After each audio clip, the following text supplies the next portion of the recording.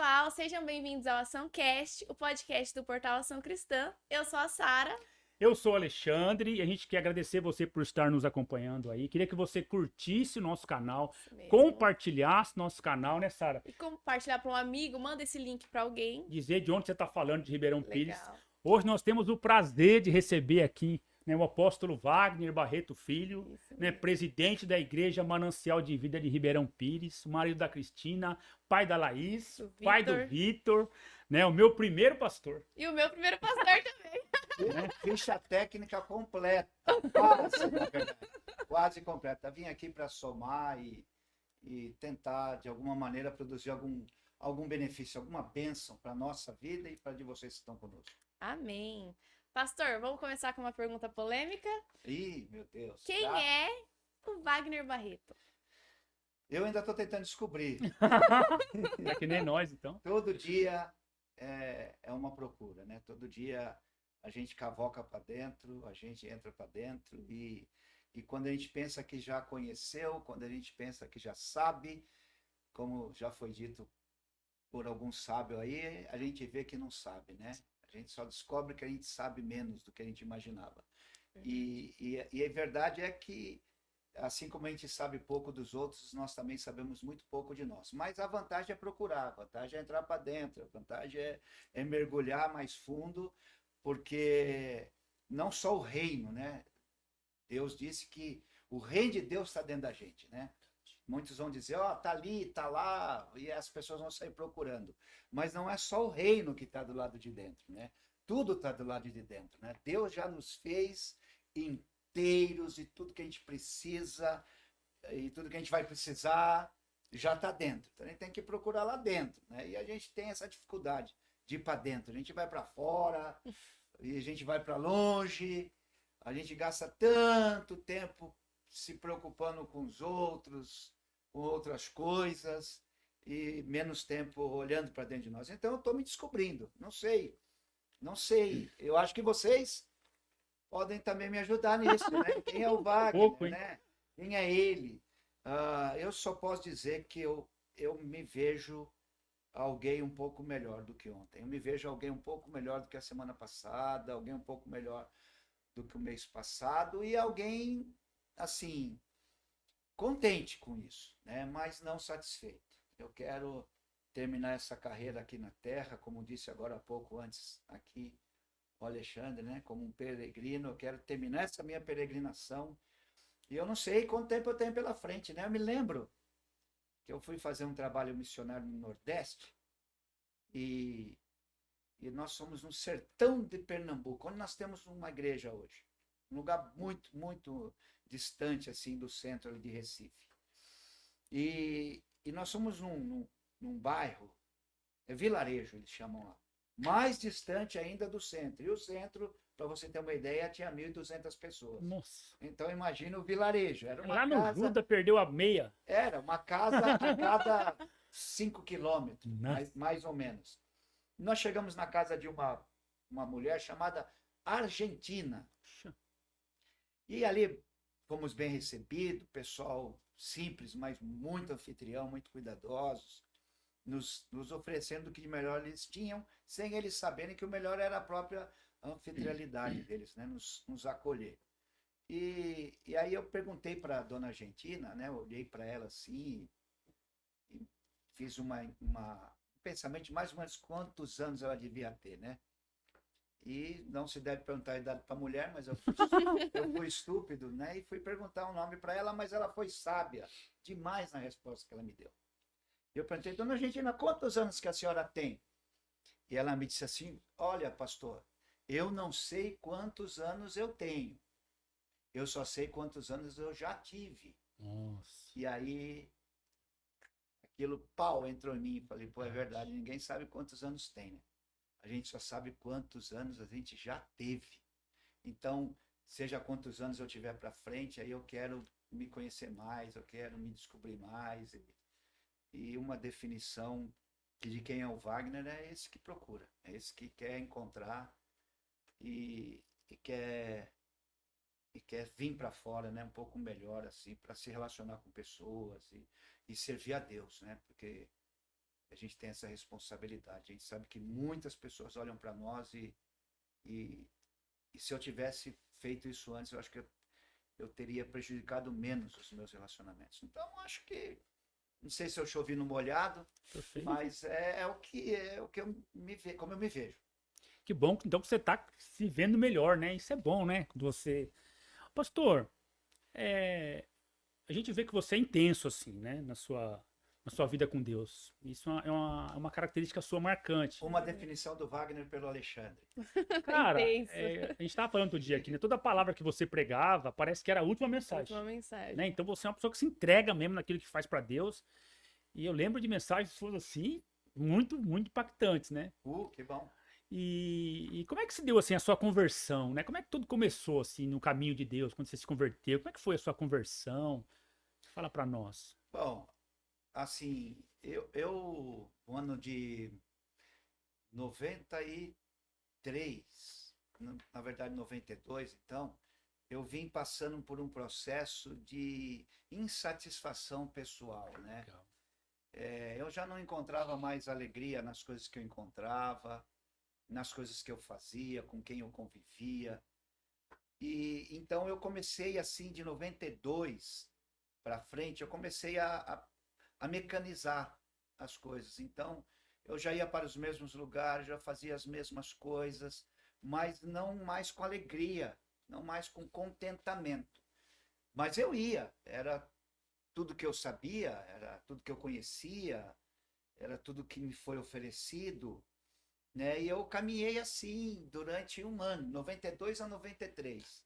E eu me lembro que, não poucas vezes, eu estava na varanda assim da minha casa, né, olhando para o céu e chegando já cedo em casa, saindo já do meio da galera, Olha. porque eu me descontentava Legal. ali e queria já ficar sozinho, enfim.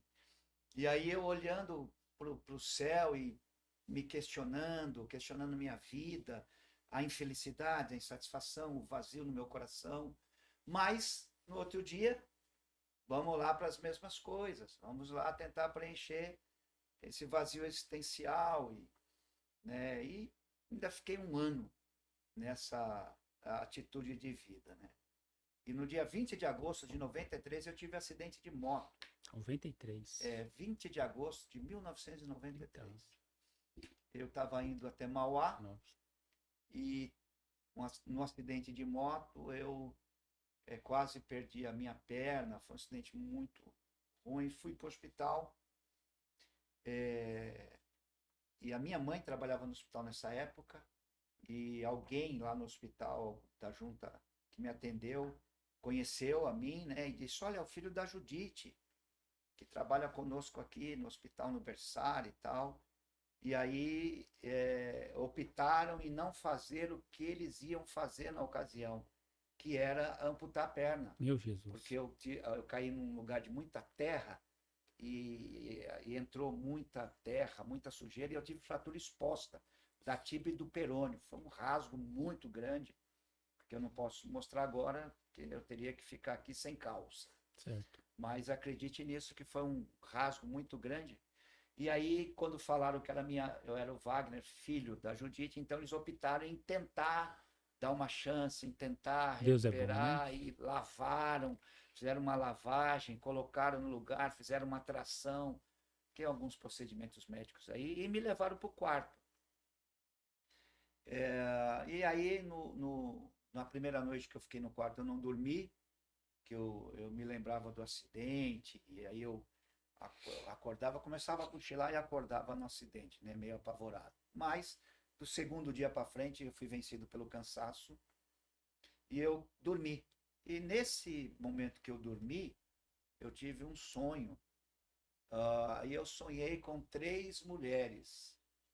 E essas 3 mulheres me assediavam sexualmente, ficavam tentando tirar minha roupa, e fizeram isso por uma vez, e eu empurrei elas. E aí elas novamente vieram com essa tentativa, e eu ia cedendo, porque a minha vida era essa, né? Até aquele momento era com isso que eu me divertia, era com isso que eu preenchia o vazio do meu coração. E aí, pela segunda vez, eu empurrei, e uma delas pegou uma maleta assim, cheia de dinheiro, abriu, colocou na minha frente, e aí eu comecei a mexer naquela maleta e elas vieram de novo me assediando. E aí eu só me lembro que naquele momento eu fechei a maleta assim de uma vez e eu disse, eu só preciso de uma coisa. Eu só preciso de Deus e de Jesus Cristo. E nessa hora Jesus apareceu para mim no sonho, se revelou a mim e disse, eu tô te escolhendo, eu vou mudar sua vida e você vai ser uma bênção para muitas pessoas. Aí eu acordei, a minha mãe estava dormindo na cama do lado, eu fiquei apavorado com aquele sonho e demorei assim alguns segundos, alguns minutos, não sei dizer, e dei um grito para minha mãe. Aí a minha mãe acordou e quando ela veio até mim na outra cama, eu estava todo ensopado, a cama toda ensopada, o lençol todo ensopado, e ela chamou a enfermeira, eles tiveram que vir trocar a roupa, tiveram que dar um banho em mim, e eu depois, né, vim entender que o que eu tive naquele dia foi um sonho de batalha espiritual, né? Hoje a gente entende isso.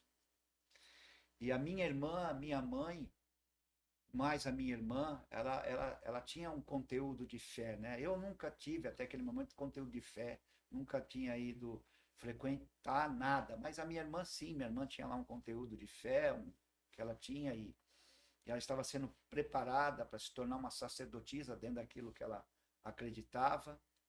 E naquela mesma noite que isso aconteceu, né, no outro dia eu fui visitado por uma moça chamada Eliana. Ela é cristã, dentista aqui na cidade, e ela foi fazer uma visita, pediu para fazer uma oração, fez ali uma oração e deixou uma Bíblia para mim de presente. E naquele momento que ela estava ali fazendo a oração, que estávamos ali, eu, minha mãe, uma amiga minha, na época, minha irmã, lá na minha casa, começou a pegar fogo em um altar que tinha na minha casa. Como eu disse, minha irmã tinha uma identidade de fé. Eu não, minha mãe também tinha, mas eu não tinha nenhuma. E aí começou a pegar fogo naquele altar, e quando elas saíram do hospital para ir para casa que eu fiquei, para trocar de roupa, tomar banho, alguma coisa assim, quando elas chegaram em casa, estava pegando fogo no móvel, e aí elas apagaram ali o fogo e deixaram aquelas imagens todas distorcidas, queimadas, mas permaneceram lá em cima. E a minha conversão, ela se deu dessa maneira, Sara, Alexandre. Linda. Foi Linda, dessa que forma história que impactante. aconteceu. E pastor, e aí, né, eu lembro que você, quando se converteu, você foi para a Igreja Batista do Pastor Piva, né, missionária. E você fez um trabalho lá como obreiro, né? Como é que foi seu trabalho de obreiro e como é que você se tornou um pastor, né? Acho que isso é legal. Como é que foi para sou pastor? Bom, depois que eu fiquei lá no hospital, que eu tive esse primeiro momento, eu fiquei 15 dias internado, né, no hospital. Nesses 15 dias eu fiz, eu acho que neles, 2 cirurgias. Meu Deus. E depois fui para casa e fiquei 1 ano com gesso na minha perna, até a altura da cintura. E fiz mais 3 cirurgias. Então, no período de 1 ano, eu fiz 5 cirurgias e fiquei em casa, né? 6 meses sem levantar da cama, tomando banho na cama, e etc. E a Igreja Batista Missionária, aqui de Ribeirão Pires, de um pastor chamado Piva, ela ficava, na ocasião, a 4 casas da minha casa. Nossa. Para baixo, assim, 4 casas. E quando eu estava ali, passando por esse processo de restauração física, emocional e espiritual, eu comecei a escutar os louvores lá de domingo. Porque parecia que era dentro da minha casa os louvores, porque eram 4 casas para baixo, assim, da minha casa. E eu nunca tinha escutado. Minha mãe nunca tinha escutado, minha irmã nunca tinha escutado, ninguém nunca tinha reparado. Nós estávamos surdos espiritualmente, essa que é a verdade. Mas eu comecei a escutar. E eu era um pouco conhecido na vizinhança, né? Minha casa era Desligar. Pô. era o ponto de encontro da galera. Nós nos encontrávamos lá para sair, para se divertir, para bagunça. Então, minha casa sempre foi muito cheia de jovens e de pessoas. E o Vagninho era muito conhecido na época. E aí, quando passou uns 5, 6 meses que eu estava em casa, eu conseguia, o médico me liberou, eu podia andar com uma muleta. Então eu subia lá na calçada da minha casa, sentei na frente, na calçada, em um dia de culto nessa igreja. Não lembro se. Deve ter sido no culto de semana. E alguém que estava indo para o culto, um casal, parou e começou a conversar comigo. E bater papo, e falar ali comigo e tal. E dessa conversa surgiu um convite, né, para eu ir no culto no domingo. E aí eu aceitei, etc. E no domingo foram lá me buscar em casa e me levaram lá para o culto. Eu não sei, ao contrário do que você falou aí da palavra, como te alcançou, né? Algumas vezes que você viu a mensagem, eu não me lembro qual foi a palavra que foi pregada. Puxa vida. Eu não me lembro quem pregou. Eu não me lembro de nada. A única coisa que eu me lembro é quando eu estava lá na frente do altar, com as minhas muletas levantadas, Meu Deus do céu. e eu me entregando a Jesus Cristo, Jesus me aceitando. Coisa maravilhosa. E aí eu subi, saí para fora da igreja depois do culto, e aí era outra vila, era outro lugar, tudo tinha uma nova claridade, tudo era diferente, né? E aí eu comecei a ser acompanhado, comecei a ser discípulo, começaram a me visitar na minha casa para pregar a palavra, para ensinar a palavra, e isso ficou um processo longo, né? E depois de um ano, depois de ficar nas mãos de um mesmo médico, não querendo sair, e aí eu ia ter que ir para a 6ª cirurgia, Meu Deus. segundo a avaliação desse médico. E aí eu me rendi a uma proposta que me foi feita sempre. Passa em outro médico, vai em outro médico para outra avaliação. E eu fui em um outro médico, lá em São Paulo, levei os laudos que eu tinha e a operação que eu ia fazer, e o médico pegou lá os laudos e disse, olha, eu não faria nada disso. Eu faria outra coisa, entraria com outro procedimento, tal. E aí eu disse, ok, então eu vou vir fazer aqui com o senhor. E fiz uma cirurgia com ele no ano de 93. Não, no ano de 94. Ele me diz, daqui 30 dias você vai estar colocando seu pé no chão. E, de fato, depois de 30 dias, aliás, depois da cirurgia, ele falou, levanta a perna. E quando eu levantava a perna, o meu osso, como não estava colado, ele levantava junto, assim, e ele ficava apoiado no gesso. Eu sentia isso. Ai. Então, quando ele me falou, levanta a perna, tinha acabado de me fazer a cirurgia, eu falei, doutor, não. Ele falou, levanta a perna. Eu levantei e ela já não fez mais isso. E aí ele falou, então você volta daqui uma semana aqui para a gente ver os curativos e tal, e para a gente marcar a fisioterapia. Aliás, 15 dias. Falei, tá bom, doutor. Aí fui para casa, fiz os curativos, depois de 15 dias eu fui lá, ele tirou o gesso, e aí me falou, faz o seguinte, vai para casa e você volta a semana que vem. Ficam lá uma semana sem gesso e nós vamos fazer o pedido da fisioterapia depois. Eu quero ver você sem gesso. Vai colocando devagarinho o pé no chão e tal. Aí eu voltei depois de uma semana nele e cheguei na sala dele andando. Então eu fiquei um ano com gesso na perna, até a altura da cintura, do tornozelo até a altura da cintura, um ano com a minha perna assim, reta, sem dobrar, para lá ou para cá, e eu não fiz nenhum dia de fisioterapia. Eu não sei o que é fisioterapia, não precisei fazer, quer dizer, Deus deu essa graça. E depois disso, de eu ter sido acompanhado um ano, chegou a hora de eu pensar em voltar para o mercado, né? De trabalho e tal. Eu era um assessor comercial e eu montava equipes de credenciamento. Viajava aí por vários lugares do Brasil. E aí o pastor Piva, na época, me fez uma proposta. Ele falou, Vagninho, cara, você não quer ficar com a gente aqui no ministério? Eu estou precisando de alguém para ajudar. E eu vejo uma graça de Deus na sua vida, Coisa linda. queremos investir em você. E aí eu falei, vamos embora. Coisa E de boa. lá para cá, desse vamos embora, meu amigo, de 93 para 2022, faz as contas aí, 30 anos? Não, 31, 29, né? 29 anos, né? E depois eu fui enviado para ser pastor de uma igreja lá no Jardim Caçula. E de lá, a história está chegando aqui hoje junto com vocês. O Alexandre, a gente teve a oportunidade de conviver um tempo junto, da gente Mais de 12 anos. dividir a palavra, da gente caminhar, Aprendi muita coisa. sei lá, assim, juntos, né? A Sara também. Você está com quantos anos, Sara? 21. Olha eu perguntando idade de mulher de novo.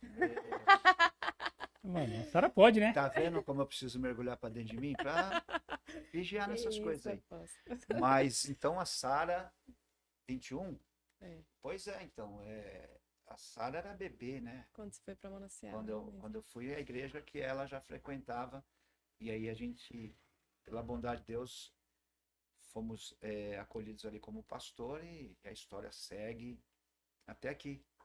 Apóstolo, desde que você aceitou Jesus, você já sentia que pastor era o seu chamado ou isso demorou um pouco? Então, eu nunca pensei em ser pastor, nunca pensei em nada disso. E eu só me liguei na caminhada que eu estava dando quando, depois de uns 3 anos mais ou menos que eu estava lá na Batista Missionária, e aí o pastor Piva me chamou e falou assim, vou te mandar para fazer faculdade de teologia. Você tá afim e tal, você topa? Aí eu falei, vamos embora. Ele falou, procura então alguma faculdade que você possa entender que vai ser de acordo com o seu perfil. Eu falei, tá bom. Aí eu fui em um ministério que se chama, eu acho, talvez, ainda, Palavra da Vida, lá em Atibaia. Fui para lá, fiquei lá uns dias, gostei muito do lugar, gostei muito da estrutura. E aí eu fui em Perdizes e fui na época era Vila Mariana, em Seminário Teológico da Batista Nacional. E aí voltei para o Piva e falei, Piva, eu gostaria de ir lá para o Palavra da Vida, lá em Atibaia. E o procedimento era, também não sei se ainda é, mas os alunos ficavam lá, internos. Eles iam, tinham a casa, tinham lugar para ficar lá, e eles voltavam só depois que terminavam a faculdade. E aí o Piva falou, pô, Wagner, mas eu preciso de você aqui comigo. Né? Você me ajuda tanto e tal. A gente trabalhava bastante, né, na igreja local. E eu precisava que você ficasse comigo aqui. Você é muito necessário nesse momento do ministério. Eu falei, então tá bom, então agora vai contigo. Então tem duas. Qual que você prefere? Ele disse, olha, eu indico você para ir na igreja, na Batista Nacional, no Seminário Teológico da Batista Nacional. E lá nós ficamos por 3 anos.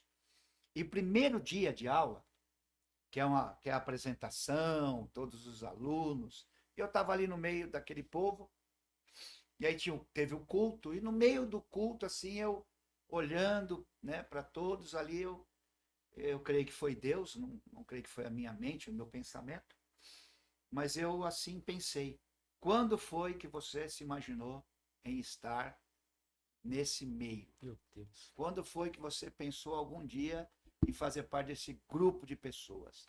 Então, mais uma vez, está seguindo o caminho que eu te falei quando eu te apareci naquele sonho. E aí que eu percebi, nossa, é verdade. Eu fui indo. Aliás, estou indo até hoje, né? Então, onde a porta abre, eu entro. Onde ela fecha, eu dou glória. E vou indo. Estou aqui hoje, cheguei hoje. Essa porta se abriu para a gente estar aqui hoje. Amém. Ô, apóstolo Wagner, e como é que funciona hoje a Manancial de Vida? Fala um pouco para nós aí, como é que funciona a igreja, como é que tá a liderança. Fala um pouco da igreja para nós. Funcionamento da igreja? Bom, a igreja funciona... E a missão, né? Com certeza. E a missão da igreja, né? Manancial. A igreja funciona como uma instituição, muitas vezes, e é uma luta que a gente tem para tentar quebrar esse paradigma aí. Verdade. E tentar tirar ela da organização e fundamentar ela como um organismo vivo. E o que a gente descobre algumas vezes é que as pessoas têm facilidade de se adaptar a uma organização, a uma instituição. Até querem participar disso e participam. A Manancial de Vida, ela tem esses anos aí, sempre com muitas vidas participando, Verdade. muitas vidas se agrupando e muita gente aí servindo em outros ministérios, né? Como o próprio Alexandre aqui ficou 12 anos, você disse? Acho que foi 12 anos que eu Tá fiquei vendo? lá. Ele quase foi um 12 meu. Que na época não trabalhava com a estratégia dos Privilégio. 12. E aí ele correu, Eu foi para casei, outro né? canto, casou, Ficou fino. ele casou e seguiu a vida dele, isso graças a aí. Deus, mas continua servindo a Deus. Graças a Deus. E eu me perdi. Eu queria te saber o seguinte, qual que é a missão da igreja Manancial de Vida hoje? Eu quero, como pastor, levantar uma geração de pessoas que sejam apaixonadas pela palavra de Deus, que amem a palavra de Deus, que desejem construir a vida delas em cima dessa plataforma. Esse é o desafio, né? E a gente tem procurado, assim, de todas as maneiras, expressar em nós, expressar na liderança, expressar nas pessoas, que essa é a nossa paixão. Então, toda discussão, toda instrução, Planejamento. toda dúvida, toda direção, ela seja na palavra de Deus. E que todos nós nos calemos diante da palavra de Deus. Mas não é assim que é na Manancial de Vida. Possa ser que seja em outras, né? Ainda existe muita opinião, ainda existe muito achismo, ainda existe muitas pessoas que discutem não usando, né, a palavra de Deus como o fundamento. E aí a gente tem essa missão contínua de dizer, olha, o que a palavra de Deus diz sobre isso? Em todo lugar. Qual é a direção da palavra de Deus sobre isso? Nem o que eu acho, nem o que você acha, nem o que eu penso, nem o que você pensa, nem nada disso. Vamos ver o que a palavra de Deus diz sobre isso. E a palavra de Deus, né, ela nos contraria. E ela também nos confirma. Então, quando ela confirma alguma coisa que a gente tem de ideia, como ela é fácil de ser aceita. Nós acolhemos ela com tanta facilidade, a concordância ela encontra facilidade, mas quando ela não está no centro, né? Não é aquilo que a gente espera, quando ela nos contraria, aí é o desafio, né? E a palavra que muda é a palavra que confronta, não é a palavra que conforta. A maioria da gente está buscando uma palavra de conforto. Meu Deus. Mas a palavra que muda é a palavra do confronto. Então, a missão da igreja é não sentir ninguém, não deixar ninguém confortado, não. Verdade. Quer ficar confortável, vai para um hotel. Quer ficar confortável, vai para uma festa. Quer ficar confortável, vai de férias. Mas quer entrar no Ministério Manancial, a missão é confrontar. A gente tem que sair dos cultos confrontados. Porque o que nos confronta nos chama a mudança, o que nos confronta nos desafia. Então, a missão da Manancial é essa, né? Confrontar a todos nós, começando com o primeiro deles, que sou eu, a não nos conformarmos com esse mundo e sermos testemunhas. Testemunhas. Então, esse trajeto, ele é duro. Ele é duro. E como que a gente vê nos tempos de hoje, né? Um desigrejamento das pessoas nas igrejas, né? Infelizmente. Os desigrejados. Os desigrejados. Eu acho até que a pandemia ajudou muito nisso, né? A pessoa acostumou ali ver um culto online, ficou por ali mesmo. Aí eu falo assim, não, em casa eu tô confortável. Casa tá bom, eu oro aqui. Como que vocês têm lidado, né? Acho que é isso mesmo. Com o desigrejamento. Como que eu tenho lidado? Como que a Manancial... O que vocês têm feito para esse desigrejamento? As pessoas que têm saído das igrejas? Eu não tenho feito nada nesse sentido. Perfeito. Porque, assim, verdadeiramente eu acho eu acho que isso está no individual, né? Está no indivíduo, está na pessoa. Eu poderia dizer alguns textos bíblicos que contrariam essa escolha, É verdade. né? E talvez eu poderia escutar um monte de outros textos bíblicos que afirmam essa escolha, né? E aí cada um fica na escolha que faz. Mas eu penso que a igreja, sobre todos os aspectos dela, ela tem um aspecto fundamental, né? Que é o exercício da nossa fé com o nosso próprio irmão. Então é ali que a gente tem que aprender a perdoar uns aos outros, é ali que a gente tem que aprender a amar uns aos outros, é ali que a gente tem que aprender a servir uns aos outros, né? E o amor, né? Ele pode superar a distância? Pode, claro que ele pode, mas sobretudo ele precisa superar a presença. É na presença que tem o desafio, é na presença que tem os conflitos e tudo mais, né? Então, como eu tenho lidado com isso, eu tenho para dizer que eu não parei nem um dia na pandemia de estar na igreja. Todos os nossos cultos, quando foram online, foram de dentro da igreja. Então eu não sei o que é não ir na igreja, mesmo na pandemia, que nós optamos em fazer a transmissão do culto dentro do prédio da igreja. Então, eu e mais alguns discípulos lá que ficaram, né, com essa condição de ajudar, como todos vocês aqui, toda essa aparelhagem, sim, essa contribuição, também tivemos que aprender lá e envolveu muitas pessoas. Então, tem um grupo de pessoas também que não soube o que é não ir para a igreja. Agora, uma coisa muito interessante para a gente pensar nessa colocação, não é só o aspecto de irem na igreja ou não irem na igreja, né? Mas foi a primeira vez na história da humanidade, após o surgimento do cristianismo, ou até mesmo de outras religiões, em que a fé foi classificada como uma não necessidade de urgência. Meu Deus, foi a primeira vez na história da humanidade. Todas as outras vezes, nas guerras mundiais que houveram, nas pandemias que houveram, em tudo que sempre aconteceu na humanidade, sempre o princípio de fé foi encarado como uma necessidade básica e não teve como quebrar esse caminho.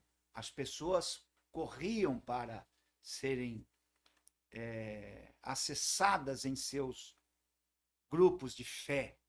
E dessa vez foi a única vez na história da humanidade em que a humanidade foi proibida e aceitou isso, que a sua fé fosse classificada, a sua fé em comunhão, a sua fé em um sacerdote, sendo ele um padre, sendo ele um pastor, sendo ele um bispo, sendo ele um pai de santo, sendo ele qualquer líder espiritual que fosse, verdade. Foi a primeira vez na história da humanidade que todos os adeptos abriram mão e ficaram em suas casas. Isso produziu um grande prejuízo, né? Porque removeu a identidade da presença. Então, algumas pessoas hoje não conseguiram recuperar ainda essa identidade.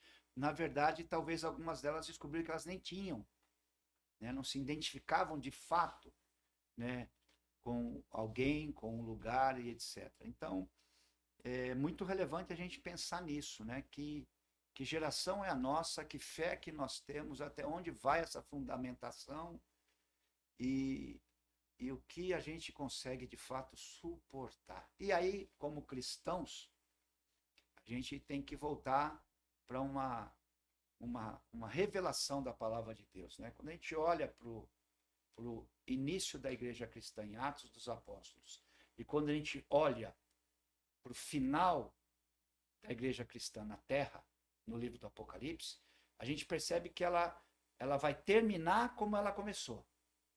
Né? Como é que ela começou? Ela começou com perseguição, ela começou com prova, ela começou com incompreensões, ela começou com necessidade de negar a si mesmo e de enfrentar seja o que fosse. E no livro do Apocalipse, é essa mesma igreja que vai ser. Vai enfrentar tudo isso, as mesmas coisas. Então, eu acho que a igreja mesmo virou o que ela é. Eu acho que agora é a igreja. Os que estão agora são a igreja. E aí, não sei, né? Possa ser que a gente esteja como um dos sinais do final do tempo. Aqueles que ficaram, aqueles que se acomodaram, aqueles que se conformaram, né? Eles estão no direito deles, mas vai voltar à igreja de Atos, né? E esses dias atrás foi muito interessante. No dia da eleição do nosso país, eu fiz o culto à noite normal. Resolvi não mudar, resolvi fazer normal no mesmo horário. Sim. Eu me lembro que eu estava com um dos nossos líderes ali, então estava naquela expectativa, né, de que, enfim, o pleito vai ser favorável às correntes cristãs, sim, etc. E ele diz assim: apóstolo, tudo vai ficar bem melhor agora, tudo vai ficar mais tranquilo, né? E nós vamos ter agora uma ótima assessoria. E eu ali conversando com ele, isso foi no momento de comunhão, porque nós temos, inclusive, naquele dia um culto diferente, né?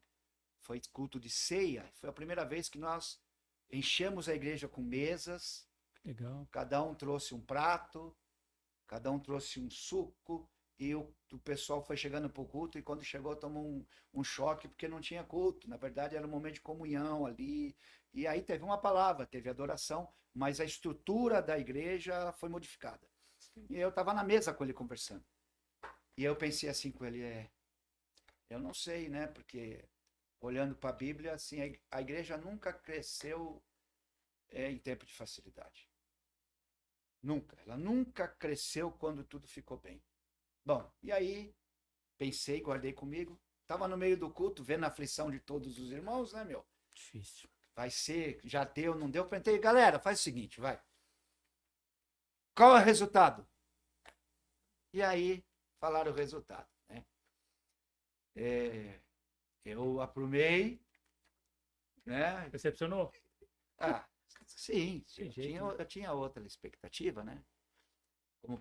Como quase 50% dos brasileiros, se alguma coisa não for diferente disso. Mas até aí, quase 50% dos brasileiros. E aí eu falei, olha, estava conversando ali com o irmão ali, e ele me falou isso, e eu me lembrei de Atos 1:8, né? Atos 1:8 diz a palavra de Deus: mas vocês vão receber o poder do Espírito Santo quando ele descer sobre vocês, e vocês vão ser minhas testemunhas, tanto em Jerusalém, como na Judéia, como em Samaria, e até os confins da terra. Essa foi a ordem de Jesus. E aí passaram-se 6 capítulos da Bíblia. Uma história rolou do Atos 1 até o Atos 8, 6 capítulos passaram até chegar no 8, e no capítulo 8 está escrito assim, ó: e veio grande perseguição sobre a igreja, e a igreja que estava reunida em Jerusalém, ela foi dispersa para onde? Judéia, Samaria e até os confins da terra. Então, ou seja, Jesus mandou a gente ser testemunha em Jerusalém, Judéia, Samaria, até os confins da terra, em Atos 1:8. Mas a resposta para Atos 1:8 foi Atos 8:1. Por quê? Porque a igreja estava em Jerusalém ainda. Permanecia ali em Jerusalém. Quando veio a perseguição, cumpriu a missão. Foi para a Judéia, foi para Samaria e foi até os confins da terra. Então, a perseguição é chata? É horrível? A calúnia é chata? É horrível? Tudo de dificuldade é ruim? Mas, movimenta.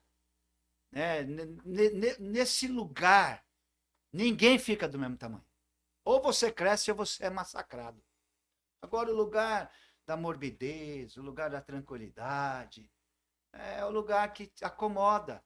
Então, eu não estou falando vem perseguição, não. Peraí, eu não sou apologeta do quanto pior, melhor, né? Até porque Eu não gostaria, falei isso lá no ministério, eu não gostaria que fosse na minha época, na minha geração, que se levantasse o anticristo. Porque para o anticristo se levantar, vai ter que ser uma época de que a igreja vai estar muito vendida. Vai ser uma época que a igreja vai estar muito frouxa. Vai ser uma época que a igreja vai estar muito fora da palavra de Deus. Eu não gostaria que fosse na minha geração. Vai ter uma geração que vai estar assim. Eu não gostaria que fosse na minha. Mas se for, que seja. Que seja. Que continue o justo na sua justiça. O injusto fazendo mais injustiça. Que continue o limpo se limpando mais. E que continue o sujo se sujando mais. É isso, essa é a chamada, né? Então, eu penso que a igreja, ela teve um preparo. Então, os que estão. Porque as igrejas que tinham... A igreja que só estavam, mas não eram, elas sofreram muito. Pastor, uma dúvida que eu tenho, né? Por que na outra eleição, quando teve Dilma contra Aécio, não parece que teve tanto essa divisão da igreja com as pessoas, essa briga toda? Por que nessa eleição, por que teve toda essa...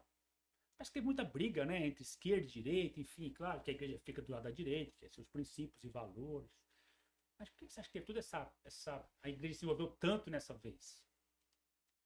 Bom, eu acho que necessariamente no Brasil, eu acho que é porque agora esse pessoal que sempre tocou política no Brasil, né, essa classe de políticos, essa classe de pessoas que estão no executivo, no judiciário e no legislativo, que fazem parte da política, claro, né, eles acabaram dando um tiro no pé, né? Eu vejo isso. Em que sentido? Eles estão despertando a nação brasileira para pensar politicamente. Então, por exemplo, fala para mim um nome de um como que é? Do Supremo Tribunal? Alexandre de Moraes? Não. Ministro. Ok? Falou quem? Fala aí. Alexandre de Moraes. Fala outra. E tem... Então, não precisa... Você também não lembra, né? Não, eu não lembro. De Gilmar Mendes. Gilmar Mendes. Lewandowski. Mas ainda que não lembre, a gente fala aqui, e aí o que acontece? Já se lembra. Fala de um da época do Fernando Henrique. É verdade. Gilmar Mendes era antigo, né? Mas é... Você sabe agora, porque você descobriu agora que ele era de lá. Sim. Mas lá a gente sabia? Não, verdade. Lá a gente lembrava? Despertou mesmo as Então, pessoas para hoje. Despertaram para uma realidade. A democracia, ela é, como eu posso colocar para não ser mal entendido aqui, tranquilo, tá? pastor. Ela é perigosíssima. Perigosíssima, porque nela o presidente pode ser que, na verdade, governe menos, e etc., do que a gente pensa. Então, eu penso que essa alta exposição de todos eles, do legislativo, do judiciário e do executivo, despertou a nação brasileira para a política. Segunda, eu acho que o Jair Messias Bolsonaro, ele acabou fazendo um bom trabalho de despertar, como que fala? O patriotismo do brasileiro. O brasileiro sempre teve a síndrome do... Como que é? Síndrome do cachorro? Não, síndrome... Patinho feio? Não, aqui o outro país é melhor. Tem um nome que é dado a isso, desculpe, eu não me lembro agora. Tá? É sempre o outro país é melhor. O outro país... Isso não é só do Brasil, mas o Brasil especificamente foi muito fundamentado nessa frase. E aí agora o brasileiro está olhando e falando, o Brasil é maravilhoso. O Brasil é lindo. O que precisa? Dos brasileiros acordarem e dos representantes governarem para os brasileiros. Então o Brasil tem tudo mesmo, é fato isso, para ser uma potência. Por que não foi? Porque desde o descobrimento todo mundo leva um pouquinho. É verdade. Todo mundo tira um pouquinho e não mudou. Mas possa ser que mude agora. Então acho que esse momento fez com que todo mundo se identificasse. Ao mesmo tempo há um certo perigo, meu ponto de vista, tá? Assim, Direita e esquerda define valores, ok? Direita e esquerda define princípios, ok? Mas tanto na direita como na esquerda tem gente que está falando de princípio e vivendo outro. Puxa vida. Tem gente que está falando de valores e vivendo outros valores. Então não é só uma questão de que toda a esperança está apenas no significado de direita e no significado de esquerda. São as pessoas. Elas são, de fato, com valores de direita ou, de fato, com valores de esquerda, porque eu não tenho dúvida que tem muitas pessoas que estão em partidos de esquerda que nem sabem quais são os valores, nem sabem de nada disso, isso não importa para essas pessoas. Mas deveria importar. Sim. Elas deveriam se importar com isso quando elas se filiassem a um partido. E tem muitas pessoas que estão no de direita que de igual modo. Então a política também ela movimentou, sabe? Pessoas da esquerda para a direita, não por causa de valores, não por causa de princípio, mas por causa de um movimento que estava indo e existia lucro para isso. Nós vimos isso na eleição do próprio Bolsonaro, a quantidade de deputados, de senadores que foram na onda que estava indo para lá e se tornar de direita. Sim, não. Não são pessoas de direita. Não são, mas foram na onda. Mas então tudo isso está ocasionando um despertamento muito bom e um desafio. Né? O apóstolo René Terra Nova, um líder da nossa nação, ele tem uma frase que é muito joia. Ele diz assim, não é preciso um crente na política. Verdade. É necessário um discípulo no poder. Então, nós precisamos de fazer uma geração de discípulos para governar em nosso nome, com o nosso apoio. Então, quem é discípulo que está aí? De verdade e de fato? Nenhum. Nós temos pessoas que têm tendências a ser de direita. Ok. Tem os valores e os princípios? Não sei. Mas eu acho que Jesus nos chamou para isso, para levantar discípulos. E a palavra de Deus nos ensina, lá em Abraão, que ele vai levantar, Jesus Cristo vai levantar, diz o Senhor Jesus. Eu te escolhi, vou fazer de você uma bênção, tua família vai ser modelo para as outras famílias, eu vou abençoar todas as famílias da terra por você, e de ti sairão sacerdotes e reis. Então, desde Abraão, há uma chamada para levantar reis, pessoas que governem, pessoas que exerçam governo nas nações. Então, nós precisamos discipular reis, treinar pessoas para ocuparem essas funções. Ou então, os partidos vão engolir aqueles que têm uma evidência, aqueles que sabem falar, aqueles que sabem conversar, aqueles que é descolado, vão chamar eles, colocar nos partidos e engole eles. Engole. Agora, se nós fizermos um trabalho de discipular reis ou futuros reis, porque Davi foi levantado rei sendo ainda pastor. Ele foi o rei sem reinado, mas com a aprovação de Deus. E eu quero dizer aqui para você, tem muito rei sem reinado que já foi levantado por Deus e que em uma hora, como Davi, vai ocupar o lugar. Antes de Deus vier buscar a sua igreja, ele vai nos dar a graça de ver nações da terra regidos por homens tementes a Deus, com equipes tementes a Deus e treinados. Então, eu creio que eu vou ver isso. E se eu não ver isso, que meus filhos vejam. Porque é promessa de Deus. É promessa de Deus. Então, até lá, a gente fica depositando nossa confiança num homem, né, que ele é menos ruim, que ele é um pouco melhor, e etc. Mas não nos enganemos.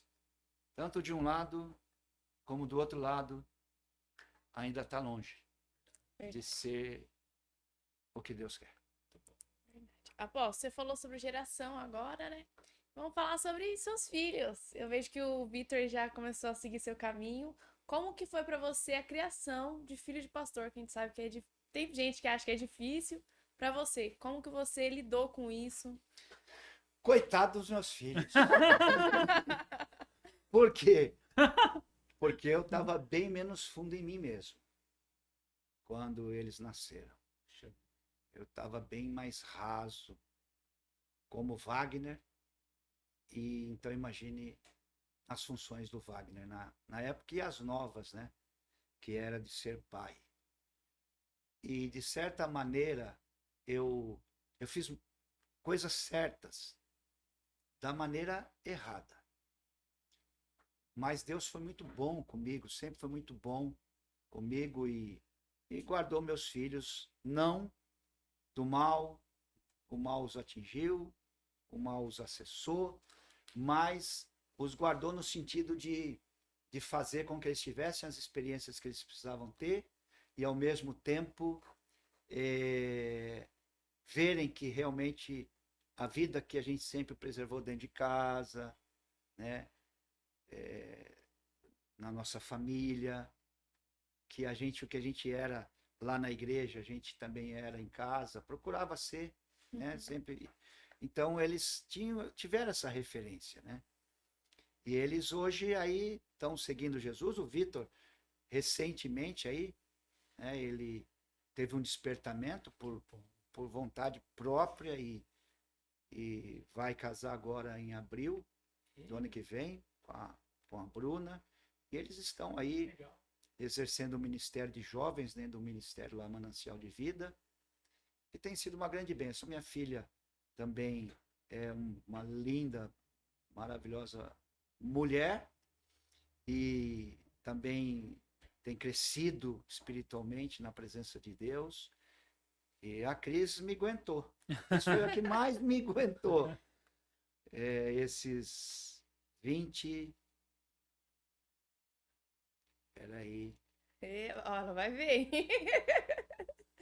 Esses 22 anos de matrimônio que nós temos. Mulher virtuosa e que me ensina muito sobre jeito de ser. O jeito dela me consolida, me quebranta e me abençoa. Vamos falar então sobre ela. Como que você conheceu a apóstola? A Cris, nós nos conhecíamos antes de sermos cristãos.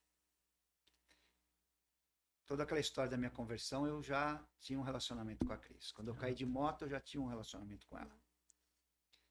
E a vida para ela seguiu, né? Assim, sem o impedimento de andar, sem o impedimento de ficar parada, né? E até aquele momento também, sem os questionamentos internos que eu vinha tendo, já não tendo mais alegria naquilo que eu fazia, contentamento. Ela ainda estava encontrando contentamento, né? No estilo de vida que ela tinha. E aí eu me converti e eu tive que tomar uma decisão muito dura na época, porque eu gostava muito dela, tinha uma história com ela de alguns anos. Eu comecei a ir para a igreja, né? E ela não ia, e a gente tinha alguns conflitos porque ela não ia, né? E aí não entendia. E um dia com muita dor, e aí olha só, são 30, né, que você viu aí? Você viu 29. São 29 anos de cristão. O único domingo que eu não fui na igreja, o único, foi o domingo que eu tive uma conversa com a Cris. Nesse domingo eu chamei ela, a gente conversou, eu falei, Cris, não dá mais, pesar no meu coração, com muita tristeza, você tá num mundo e eu tô em outro. Você não quer vir para o mundo que eu tô, e eu não vou mais para o mundo que eu estava, que você ainda continua. Então, a gente não vai conseguir ser feliz, não vai dar certo. Então, hoje eu abro mão. Eu abro mão do nosso relacionamento, eu abro mão da nossa história. Quero que você seja feliz, que você siga seu caminho e eu vou seguir o meu. Nesse dia foi muito duro, isso foi de manhã. Eu fiquei muito mal, não fui no culto à noite. O pastor saiu do culto e foi na minha casa ver o que tinha acontecido, porque não era rotina, nunca foi. E aí me pegou lá dessa maneira e disse, Wagner, Deus vai te honrar. Você colocou o reino dele, você colocou ele em primeiro lugar. E depois de alguns anos, não lembro exatamente quantos anos, a gente estava fazendo um trabalho evangelístico no centro da cidade de Ribeirão. E pregando uma galera, assim, muito jovens, e foi feito o apelo, quem queria Jesus. Naquela noite, quem foi entregar a vida para Jesus, a única pessoa, foi ela que entrou e entregou a vida para Jesus. E aí, passou o tempo, a gente retornou e ela acabou sendo a minha escolhida e também a escolhida de Deus para ficar comigo. Sim, a gente está caminhando aqui para o final, né? A gente sabe que você tem um horário das considerações, mas fala um pouco do hobby, né? A gente sabe que o pastor Wagner tem o apóstolo Wagner tem um hobby, né? Não sei se ele é muito, executa bem esse hobby, mas ele tem um hobby. É bom. Pescadores de alma agora. Eu gosto de pescar. Eu sempre gostei, né? E Jesus fez comigo o que ele fez com os discípulos. Falou, agora eu vou fazer de vocês também pescador de almas. Continua pescando ainda, né? Também pescador de almas. Então, eu só não quero ter a experiência que Pedro teve de depois ir pescar para tentar esquecer o que tinha acontecido na vida dele com Jesus. Uma espécie de um desviado, né? Porque a pescaria ela tem esse fundamento de fazer a gente esquecer. Quem pesca sabe. E eu vou para esquecer, para me distrair, mas que eu nunca vá pescar porque a minha vida com Jesus está traumatizada. Que seja só para alegria, só para diversão. E eu de vez em quando vou. Não vou menos do que eu gostaria, vou menos do que eu precisaria, por causa das tarefas, né? Mas eu gosto de pescar. Então, vamos deixar aí agora uma mensagem final, né? Para as pessoas, não só da Manancial de Vida, para todo mundo que vai ouvir esse podcast. Deixa uma mensagem que você queira falar para as pessoas, né? A gente sabe da sua intensidade como seu amor por Deus, isso é claro da gente ver, mas deixa uma mensagem para todo mundo. Eu vou deixar a mensagem que nós falamos agora há pouco aqui na introdução. Ela surgiu, ela apareceu, ela veio, e eu creio que veio como revelação de Deus para a nossa vida. Deus cria o homem e diz assim para ele: governe sobre todas as coisas que eu fiz. Então Deus fez tudo. E o homem acabou negligenciando, né, esse governo. Adão não governou sobre Eva, deixou ela bolestando no jardim, e ela bolestando no jardim, a cobra foi e aplicou nela, e ela cedeu e desobedeceu a Deus. Na sequência, influenciou Adão, e ele também cedeu e desobedeceu a Deus. Então ele não governou sobre aquilo que Deus tinha criado. Por quê? Me parece que é a